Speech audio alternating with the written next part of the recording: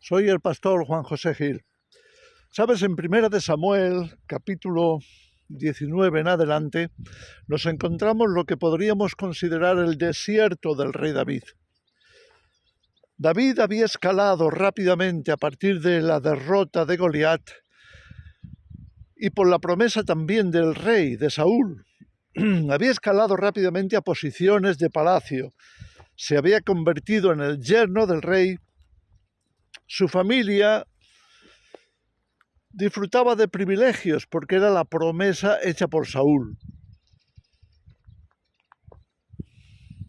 Así que estaba lo que podríamos considerar en lo máximo de su gloria.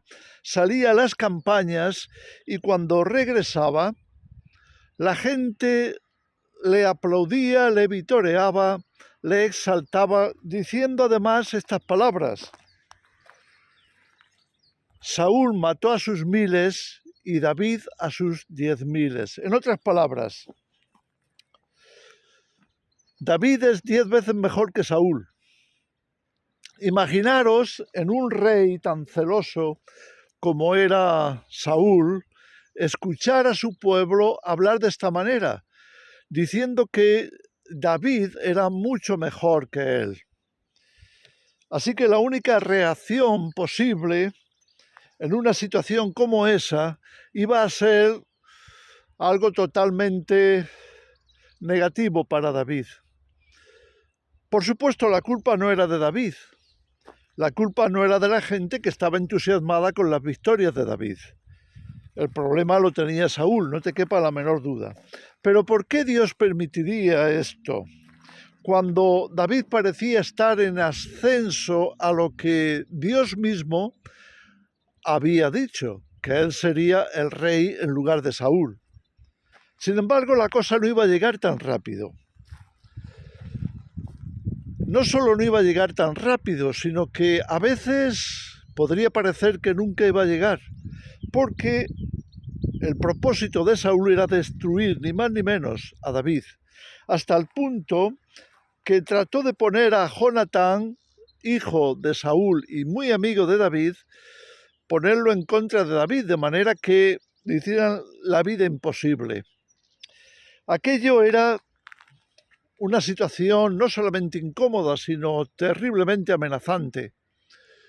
¿Por qué querría Dios que David tuviera que huir al desierto? Porque eso es lo que tuvo que hacer. Él tuvo que salir, como digo, a partir del capítulo 19 de Primera de Samuel, encontramos esa huida, ese momento tan difícil en la vida de David. ¿Por qué? Esa es la pregunta. Y ahora a mí me gustaría compartir algo que me parece que es tremendamente interesante para todos nosotros.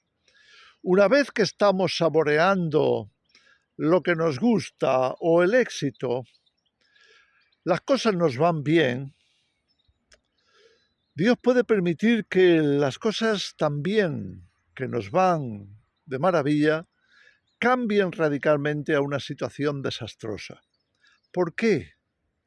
Precisamente porque esos son nuestros miedos. El gigante del miedo, el gigante del que las cosas no me salgan como quiero, el gigante del fracaso, el gigante de los inconvenientes, las dificultades que aumentan de tal forma que nos hacen sentir que quizá no hayamos entendido bien, o quizá no estemos en la voluntad de Dios, o quizá no estemos preparados y nos hemos adelantado o hemos hecho algo mal. Algo no está funcionando porque si no, no estaríamos en estas circunstancias. Como ves, se trata de temores y también se trata de culpabilidad. Son gigantes. El gigante del fracaso, el gigante del gran inconveniente, de la puerta cerrada, de que parecía abierta pero no, se cerró. De manera que no voy a poder continuar por ahí, de forma que no va a funcionar esto. son nuestros grandes temores o uno de nuestros grandes temores. Por eso David tuvo que huir al desierto para enfrentarse. Se había enfrentado a Goliat, lo había vencido, por la gracia de Dios, por supuesto. Eso le había catapultado de una manera exponencial, de pasar de ser un pequeño pastorcito a convertirse en el suegro, ni más ni menos que del rey de Israel. Y de ahí en adelante, como acabo de explicar, todo parecía éxito, victoria tras victoria. Todo estaba saliendo bien, pero a veces hay sorpresas. Y David estaba experimentando una de esas sorpresas, esos temores que todos, de alguna manera, llevamos dentro. ¿Y qué si pasara esto? ¿Qué si nos vamos al campo y de pronto nos vemos en esta situación? ¿Qué pasa si cambiamos de localización y ya no tenemos los mismos privilegios? ¿Qué pasa si al quedarnos sin trabajo se nos agotan los recursos? ¿Y entonces qué vamos a hacer? Pasar del éxito al fracaso es un temor muy común y nadie quiere pasarlo. David tampoco. El rey David, antes de llegar a ser rey, tuvo que combatir a algunos gigantes, no solo a Goliat. Uno de esos gigantes, por supuesto, era el temor del que hablamos, pero había otros. Por ejemplo, ¿qué pasaría en el futuro? ¿Con quién podría contar David? ¿Cómo es que Dios le iba a hacer rey si ya no tenía ejército? Porque los ejércitos servían a Saúl. Entonces, ¿cómo iba a ser posible esto? Fijaros cómo David se tiene que huir a la cueva de Adulán, así lo encontramos enseguida en los siguientes capítulos de Primera de Samuel, siempre estamos ahí. ¿Qué pasa? Que Dios va a traer gente que para David eran como, por el amor de Dios, ¿qué gente es esta que viene ahora a mí a la cueva?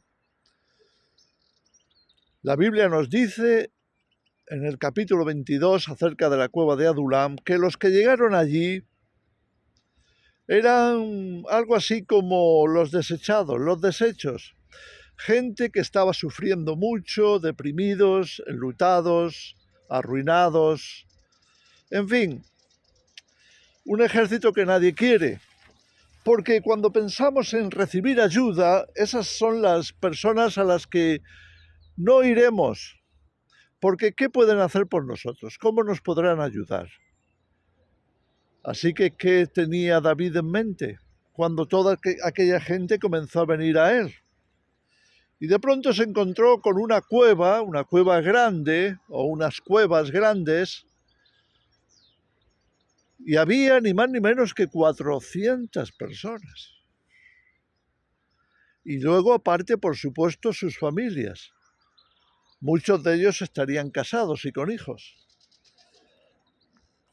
Así de pronto David se encuentra con un montón de gente arruinada, triste, apesadumbrada, con poco ánimo, que tiene que bregar con ellos, porque van allí buscando a alguien que les pueda echar una mano, y quién mejor que David, un hombre tan valiente. David, imaginaros, se encuentra en una situación que tendrá que tomar decisiones, pero que, si lo miras bien, primero tendrá que derrotar a ese gigante. ¿Qué hago yo con esta gente? ¿Qué tipo de gente tenemos? ¿Es lo que hubiéramos elegido? Seguramente no. ¿Es lo que nos podría valer para alcanzar en el futuro algún éxito? Pues es dudoso. Pero David seguramente tuvo que arrodillarse delante de Dios y clamar: ¿cómo derroto a este gigante? ¿Qué hago yo ahora? Y seguramente también porque David estaba acostumbrado a buscar a Dios, a mirar al cielo, a recibir de Él. ¿Qué hizo? ¿Cómo podía derrotar a aquel gigante? sencillamente haciendo lo mejor que pudiera con lo que sabía, aplicándolo a aquellos hombres.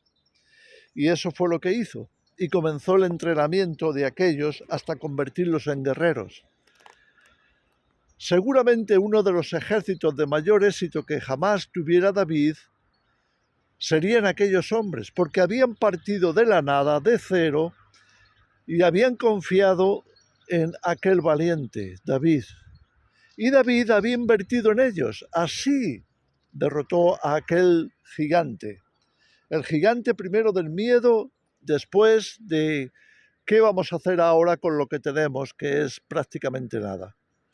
Pero tenían un potencial. Eran hombres que estaban dispuestos a escuchar a David. Estaban dispuestos a aprender. Y David lo aprovechó y aprendieron y se formaron y se hicieron guerreros fuertes. Algunos de ellos fueron incluso guerreros míticos, contados entre los valientes de David, que se citan en la Biblia. Los valientes de David. Allí estaban, pero estaban en bruto. ¿Qué podía hacer con ellos? Invertir, animarlos, motivarlos, entrenarles para la batalla. Hacer algo con aquellos hombres, darles ejemplo, ponerles en marcha, disciplinarles. Si estaban dispuestos, conseguirían éxitos, como lo hicieron. Después, por supuesto, formarían parte del ejército formal, legal, de David, una vez que él llegó a ser rey. Pero estaban muy lejos todavía de eso. Y ahí los tenemos. David tenía que vencer a algunos gigantes. Él estaba acostumbrado a cuidar ovejas, pero quizá no tanto a cuidar personas. Y eso es lo que le faltaba. No despreciar a nadie, no menospreciar, ver el potencial, ver el capital escondido en cada ser humano, que aparentemente está mal, no tiene mucho que ofrecer, pero que si se le da la oportunidad, entonces logrará lo que de otra forma no hubiera sido posible. David lo tuvo que ver, Dios le tuvo que instruir, y de esta forma superó la prueba y atravesó la zona de su desierto personal, no estando solo, sino acompañado de gente que cada vez iría mejor. Y así David pudo burlar a Saúl, seguir burlando a Saúl, hasta el punto que Dios le entregó en varias ocasiones a Saúl en sus manos, le podía haber matado. Pero David había aprendido algo muy importante, y es, hay que confiar en Dios. La obra es de Dios. Y también tenemos al gigante de la desconfianza. El gigante que viene a decirnos, nunca Dios hará nada bueno de ti, nunca lograrás alcanzar las promesas, nunca podrás llegar a ser alguien, nunca podrás ser considerado como uno de sus valientes, nunca conseguirás, mira cómo eres, o mira la edad que tienes, o mira tus pocos talentos, o mira tu trayectoria, ¿dónde está tu currículum? ¿Sabes? Esos gigantes satánicos, por supuesto, te van a señalar muchas cosas y tú tienes que estar dispuesto a enfrentarlos en el desierto. ¿Los vas a enfrentar? Si lo hacemos, seguramente vamos a comprobar que Dios está con nosotros, que Dios es mucho más, que nada imposible para Él y que nada imposible para el que cree, para el que confía en Él. Y ahí tenemos, David es uno de los gigantes de Dios. Es un hombre capacitado por Dios para confiar en Él. No importaba si estaba cuidando unas pocas ovejas o estaba dirigiendo una nación. Su confianza estaba puesta en el Señor. Por supuesto, cometió errores, ¿Cuándo? Cuando dejó de buscar a Dios, cuando se ocupó tanto en tantas cosas que seguramente tendría sus lagunas, sus momentos de descuidar su vida espiritual. Nos pasa a todos y Dios nos enseña a través de eso. Tenemos que enfrentar a los gigantes como hizo David y si lo hacemos confiando en Dios, obtendremos victorias contundentes en esta lucha. Que el Señor os bendiga.